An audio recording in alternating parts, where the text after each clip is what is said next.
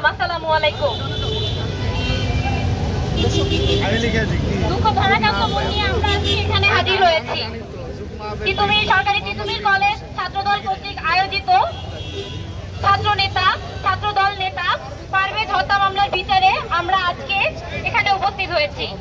আমরা দেখেছি তাকে কিভাবে নির্মমভাবে হত্যা করা হয়েছে এবং সেই হত্যা মামলা কিভাবে ধামাচাপা দেওয়ার চেষ্টা করা হচ্ছে। তারা বারবার বলছে যে কিশোর কর্তৃক তাকে হত্যা করা হয়েছে, তাকে অন্যভাবে হত্যা করা হয়েছে, কিন্তু তারা বারবার তাদের দায় অস্বীকার করে যাচ্ছে। বৈষম্য বিরোধী ছাত্র আন্দোলন তাদের প্যাড থেকে একটি বিবৃতি দিয়েছে, সেখানে বলা হয়েছে ছাত্রদল নাকি অপপ্রচার চালাচ্ছে। তাহলে কিভাবে সেখানে তুষারের নাম থাকে, কিভাবে সেখানে নিয়াদির নাম থাকে?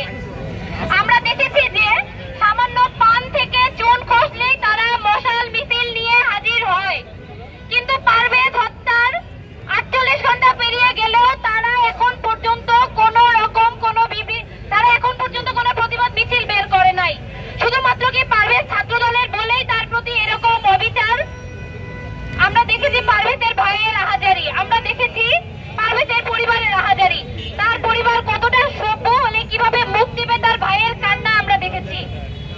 আমরা আবারও বলতে চাই, এনসিপি বলেন বা বৈষম্য বিরোধী ছাত্র আন্দোলন বলেন বা বাকশাল বলেন, তাদের এই চক্রান্ত আমরা ধূলিসাৎ করে দেব। এর আগে একদল 71 বেঁচে গেছে, আরেক দল শুরু করেছে 24 বিক্রি করা।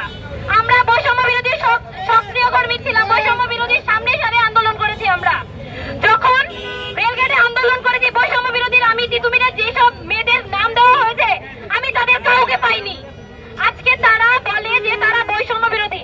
বাংলাদেশের বৈষম্যের প্রথম জনক যদি কেউ থেকে থাকে, আমি বলবো বৈষম্য বিরোধী ছাত্র আন্দোলন বাংলাদেশের বৈষম্যের জনক। ধন্যবাদ আমাকে কিছু বলার সুযোগ দেওয়ার জন্য।